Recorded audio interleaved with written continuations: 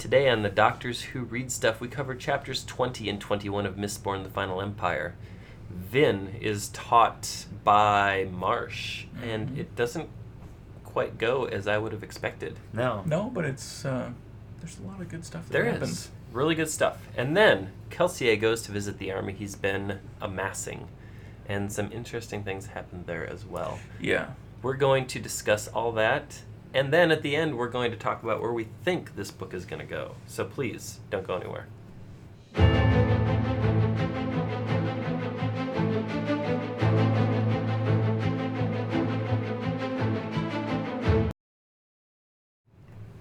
Hi, I'm Chris. I'm Chip. And I'm Brian. And this is the Doctors Who Read Stuff. Today we're covering chapters 20 and 21 of Mistborn, The Final Empire by Brandon Sanderson. Whew, man. You know, we're about halfway through the book now. Yeah. Are we really? We are, yeah. I was just looking, and Maybe even a little over. We're a little more than half, I think. I guess so. if we finish 20 and 21, it's possibly a little So we're bit getting over there. halfway. This is, I think, going to be our 10th episode. That's right. Should be right around there, Yeah. So. Yeah, so chapter 20, this one's kind of a short chapter, but there's still some interesting things that happen. So Ven returns from Luthadel, so she'd been to the ball at House Alario. She arrives back at Mansion Reno and sees weapons being crated up in front of the mansion to be shipped out. Marsh arrives soon after, and he teaches her about seeking, as well as some additional details about allomancy in general, and she's good. There's a lot that Marsh has to teach her. In chapter 21, we actually go outside of town, and Kelsier is heading out by a canal boat to visit the caves where the rebellion is hanging out, the Sky Rebellion, the army that they're building. As he goes on the canal boat, he's reading the journal that Sazed is translating from the logbook that Vin took from Credit Shaw a few chapters ago. When they enter the caves, Kelsier kind of overcomes some of his memories from the pits of Hathsin. But he enters the cave complex, inspects the army, and then during a dinner he riots one of the soldiers' emotions to use him as an example, and he kind of pits him against another soldier, and they kind of duel it out with Kelsier kind of playing the puppet master. Yeah, so like you said, they were short chapters, but I feel like we got a lot out of them. Yeah, and I think that chapter 20 really served to me as just a lot more foundational elements for how allomancy can really be used, and how there was these seemingly, the mundane, these not very important metals that can be used, what they can actually be used for, and what a seeker is able to do. So, and last episode, I feel like she's going to use these skills at some point. Right. I would assume so, right. Yeah. Last episode I made the comment that Sanderson was very good at kind of masking or prettying up exposition. I don't feel like this was one of those instances. Mm-mm. This was very much exposition for the sake of ham-handed, like, but here, learn all this stuff. Yeah, this shit's important. Stuff's important. Right. Sorry. So. Sorry, I'm adjusting the mic a little bit. That's right. While you were heads down, I was trying to aim it towards you a little bit more. Oh, I'm sorry. I should talk to the mic and not to the book. You should, you big jerk. But you've talked about how this thing will pick up a lot of stuff. In theory. In theory. That's true. All right, back to the book. Back to the chapters. Right. Yep. So one of the interesting things, and I think we touched on this a little bit last time, was that Vin is starting to believe that the nobility may not all be bad. Yeah. Where Kelsier's got this intense hatred for all of them. She's like, oh no, they seem like such nice people. She sees, I think we said that she sees the beauty in the nobility, Right. that there is just a beauty and opulence to the lifestyle that they lead. And she just, based on what she's seen, she can't believe that they're all evil. And Right, bad. yeah. And I'm sure some of them are just blissfully ignorant. Presumably so. Yeah. But she finds herself becoming more Valette and less Vin the thief. Mm-hmm. You know, it's And I'm like not she finds herself sure. like in the carriage, like she's like maintaining perfect posture, and she likes the dress, and she's starting to notice like, oh, the Ska didn't clean these things, like stuff like that. Yeah. So it's like the life that she's leading, like this double life that she's leading, is starting to kind of infiltrate into her actual Right. life. Right. And I had the sense that some more time had passed between the last chapters where she went to the ball at House Alariel and Kelsier went on his kind of nightly missions. Because she talks about, she's tired of the scenery between Luthadel and Felice. And that she's attended numerous balls and luncheons and all these other things. So, Right, yeah. So I feel like, Yeah. it's just kind of, It's been like building weeks on, or a month or something like that, yeah. that she's really immersed in this lifestyle. So, this is kind of like, this whole like section of the chapter is really just Vin thinking things that are unpopular. Like the nobility's not bad. And then she also has like some of these thoughts about the Lord Ruler. It's like, it's also his world. If he saved it from the deepness, which then in a twisted sort of way, it kind of makes it his world. So should we be doing this, basically, right? Yeah. And I think she comes to the realization somewhere in these chapters that the reason she's sticking around is because she likes these people. They trust each other, they like each other, they watch each other's back. Yeah, I guess the passage that I'd kind of highlighted here was where, this is Vin's thoughts, but Aelin and the others, she thought, they must not understand how bad life is for the Scot. They live in their pretty keeps, dancing, never really understanding the extent of the Lord Ruler's oppression. She could see the beauty in the nobility. She wasn't like Kelsier, hating them outright. Some seemed to be quite kind in their own way, and she was beginning to think that some of the stories the Scot told about their cruelty must be exaggerated. Yet, when she saw events like the poor boy's execution or the Scot children, she had to wonder, how could the nobility not see? How could they not understand? Right. So I think there's a couple of things going on here. I think that you have one side of this, which is Kelsier's unabashed hatred for the nobility. Yeah, just black and white. And you've got Vin, who's like, they're not that bad. It's probably actually somewhere in the middle. Probably. Right? So, yeah. But when she starts working with Marsh, and Marsh is just like this stoic, emotionless, intimidating, like, man. Very much not Kelsier. Right. Another brothers, Doesn't and she can have, see like, a resemblance right. between the two. There's none of the very, very different. charisma Right. in any of that, right? And so it's kind of like when she goes training with Breeze. There are subtle things that can be done with this set of metals that, to Marsh's point, most Mistborns just disregard. So it's kind of interesting because we saw that with Breeze and now we're seeing it with Marsh, where it's like, oh shoot, I can do all these cool things with just these two metals that I never considered. I can do this. Holy crap, I can do this.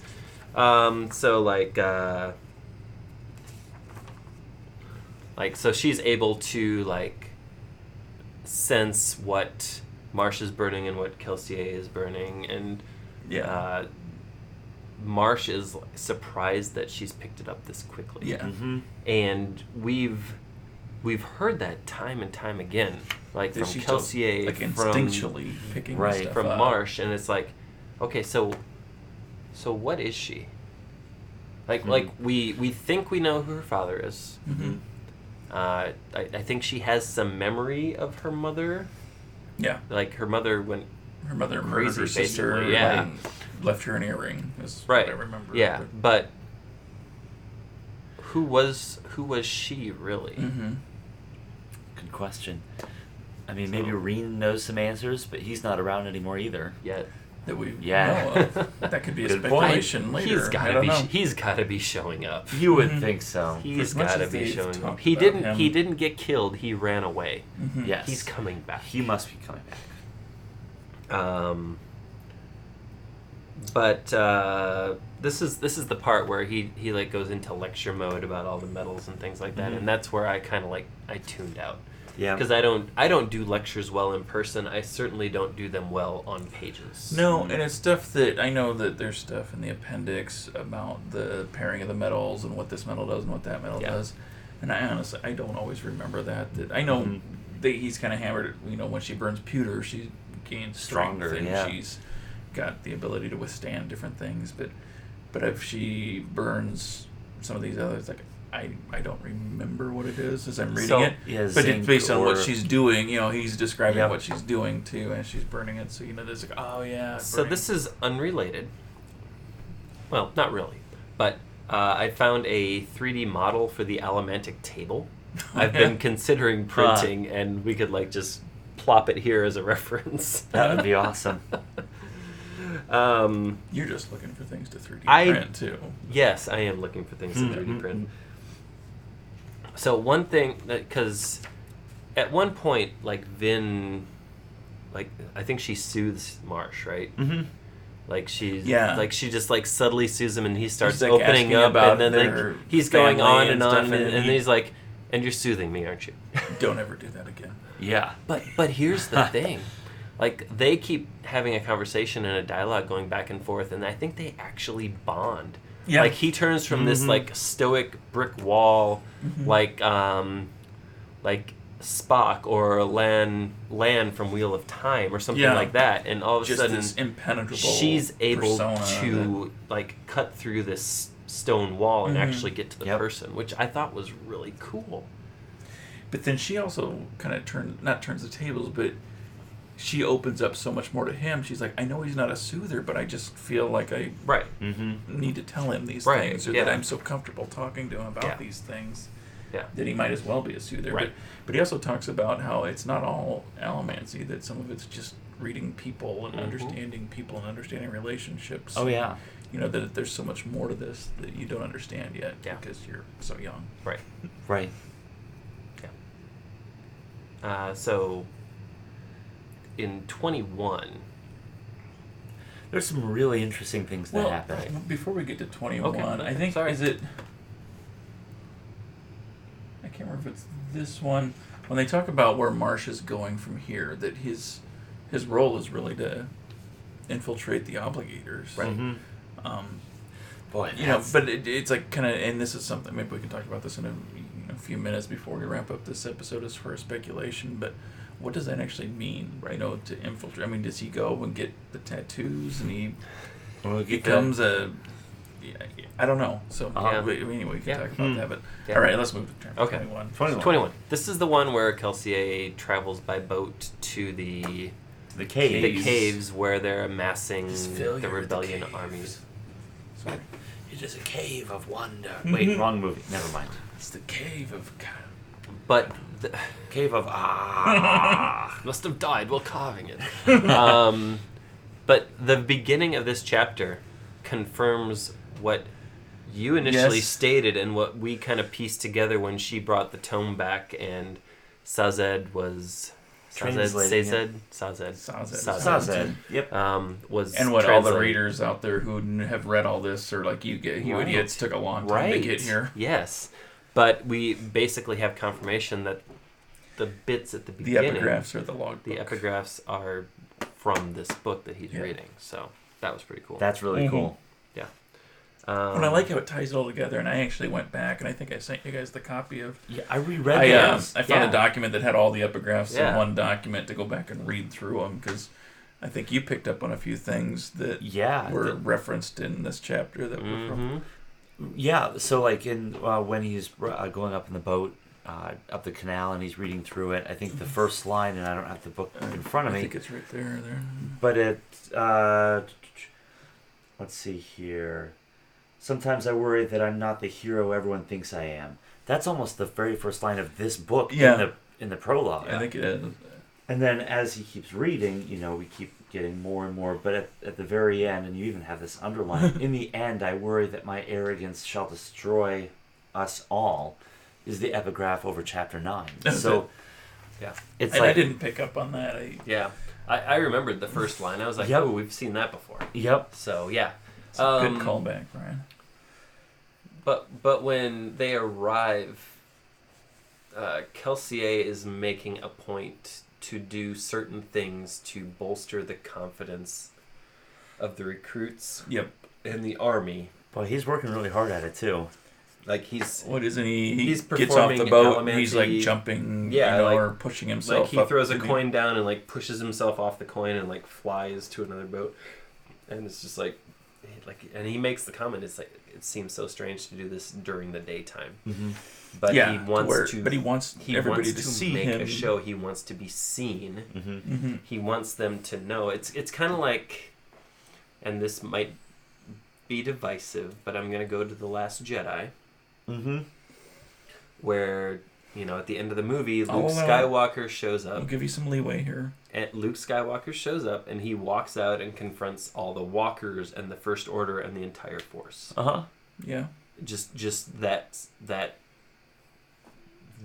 is all it takes, is you to understand that you have somebody like that on your side, and it just like fires you up, right? Yeah. So, yeah, and whether it's that or whether it's, he made the comment when they got to the caves, and he's like, oh shoot, this is like the pits. Yeah. And he actually voices that. But that's and then he climbs, and and there he is climbs some down. fear there, and he has to it shows overcome. them that yes, I have some fear, but I'm gonna kick this fear in the face. Yeah. So, an interesting thing that I read from Sanderson's website was that at the suggestion of his editor, he ended up building out this whole canal network to travel around, rather than originally he had them traveling in caravans like overland and stuff. And I just thought the whole canals and the lock system and all this was just something I haven't seen it before, No. So I thought that was just kind of an traveling interesting way. via land, whether it's like on foot, via horse, or on carriage, it's been done to death, right? And I thought that it was just it kind of freshens it up, and it works. Yeah, I like it. But anyway, so then when he gets the... Go ahead, Brian. Oh, but just the fact that this is the first time he's really giving detail on the pits to begin with. Yeah. Right? This is like the And first that good backstory that we've gotten on Like, him. if you don't find an idiom through geode every day... And they're like crawling down these narrow paths and reaching in, and that's how he got the scars, was all the rocks cutting into his skin. And But if you don't find that, then you get brutally beheaded like his wife did. yeah, where didn't she give him the geode that she found? She and told said, well, him I found she two had of them. two, but apparently she didn't. And he still isn't sure if it was because she felt guilty for betraying him, or it was because she didn't want to see him dead, or maybe both, right? Yeah. So, yeah. Lots going on there. And then when we get down into the caves, you still get a lot of him just like trying to make a show and like bolster morale and things like that. Whether it's like they go to the one entrance and he makes the comment that, oh, these guards are doing a great job, or something to that effect, and they're like, oh man, he said we're doing great. Heckin' right, freaking yeah. Yeah. I mean, like just like the little stuff like that. Yeah, and there's a lot of little stuff until you get to the kind of the big scene at the end of the chapter. That and the big scene is kind of insane, right? Yeah. Where it's like he's like, okay, they're... Was it after dinner or something that he was giving a speech? Yeah. Or was he speaking? Yeah. And he was slowly writing Bilge. I read the name was Bilge. Bilge. Sure. If I pronounce it wrong, he was somebody who put it in the comments. Yeah. Was it Breeze or Ham that said he was kind of like on the edge? He's like, I don't know. Yeah. But the thing to remember is, like, once you're there, they don't let you leave. So if you're there and you're like, oh, we're so screwed, you're stuck there. Yeah. Actually, going back to when Mare had told him that she'd found the two geodes, and she was beaten to death right in front of him, and then that's when Kelsier snapped and realized he had Mistborn powers. So I dispensed that. I think was it Ham that said that? Ham, probably, yeah. I think it was Ham. Yep. Because he'd been kind of leading and cultivating the army. Yeah, because he said that Ham, that he's been making trouble quietly. He doesn't think we have a chance against the Final Empire. I'd lock him up, but I can't really punish a man for expressing fear. Right. So, yeah. Yeah. And that's where Kelsier says, well, he's perfect. So, so we'll get him riled up here. Right. And it was interesting. It shows us how cold and calculating he's willing to be for the cause. And there's another interesting because thing he's inciting. Sorry. Oh, go ahead. Because he's like giving all of these Ska who are not warriors, like, oh wow, look what little dude did against big old Bilge. I mean, holy crap! Kelsier is going to be with us. He's going to give us powers. It's going to be awesome. No, you guys you're going to get slaughtered. Yeah. Yep. But what Sanderson said on his kind of annotations of the chapters, originally he had Kelsier through Demois, that's how you say his name, Demois. kill Bilge outright, rather Yeah. rather than letting him survive. That he basically originally wanted to show Kelsier's ruthlessness and to the lengths that he would go to make a point or to rally the troops. But he said a few contributors had kind of pushed back, thinking that was harsh even for Kelsier. Sanderson says he still wonders whether he almost prefers that he would have had Kelsier kill Bilge in that instance, which I don't know that it is or isn't. I feel like it would have made him just more ruthless, and you're like, oh wow, that really just drew a line here. I think he said, or in his note, or in his quote here, he said it feels like it kind of castrates the scene to have Bilge survive. Sure. Well, but I can't argue with that. Yeah. No, it makes sense. And it's like if you're really trying to paint Kelsier as this almost a tragic hero at this point, because if we speculate on where this is going, I can't see Kelsier surviving the book. Sure. Right. But I don't know. I just feel like he's. I think it would have been interesting to see him kill him outright and see where that went. Well, we're getting character development from him. So like after the raid on Credit Shaw, he became a little more careful, a little more cautious. But now we're seeing just like that absolute ruthlessness, that just cold, calculated, emotionless precision to get what he needs. Like using the people that he has to get what he needs, right? Yeah, and there's actually a comment, I think, in the prior chapter from Marsh about that. What was it? I don't want to take too long to look for it, but it's where Marsh says, "I just wish he wouldn't treat people like playthings. I've been known to kill obligators, but murdering men just because they're noble." This is talking about the noblemen. It's not just that either. He likes people to fawn over him, but it's just kind of characterizing Kelsier is that, he'll kill people. He wants to be respected. He wants to be seen. He's kind of got this ego, and he's really willing to go to great lengths to make his point or to rally people to his cause. Okay, so where's this going? Speaking of surviving the book, how do you think this is going to end?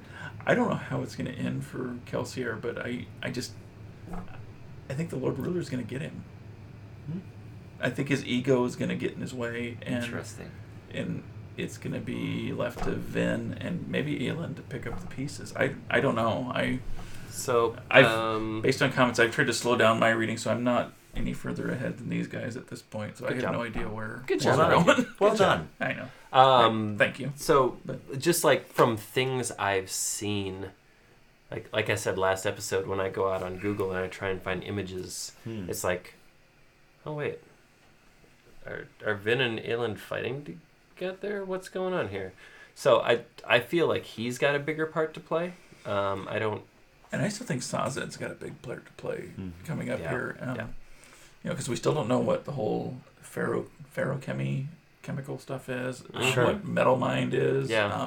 What really his powers are, because we know he swept in and rescued her somehow from Credit Shaw. So he's got some abilities, but we don't know what they are. But here's the thing.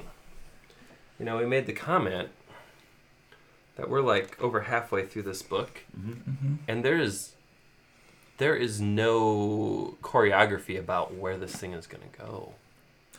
No, because... But I would disagree just ever so slightly. Sorry. You can't. No. Dang it. Okay, fine, go. So, I think there was a clue that was given in this chapter as far as where it will go. And it was a discussion between Ham and Kelsier when they were discussing the difference between ska and noblemen. What is the difference between ska and noblemen? And if you recall, the one thing that was said was, well, the noblemen have allomantic powers.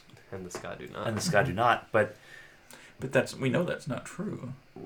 Right, we know that that's not true, but also the conversation that Yemen had, where he said, "Oh look, he can give his power to other people." Yeah.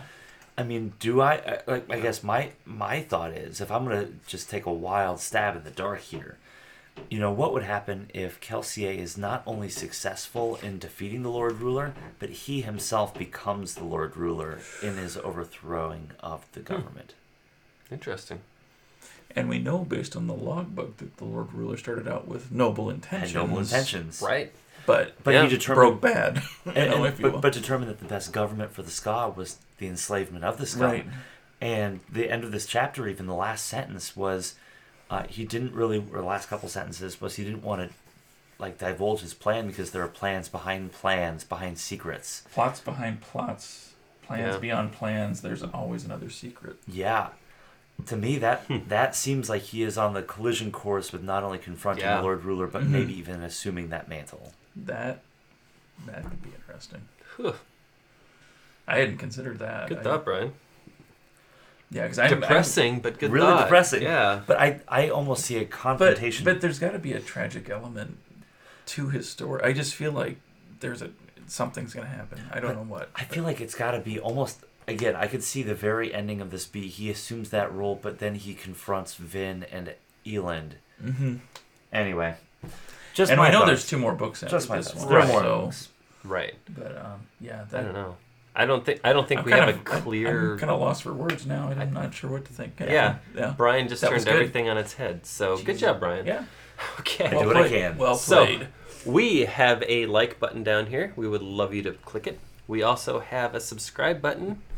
If you like listening to us ramble semi-coherently, we invite you to click that as well.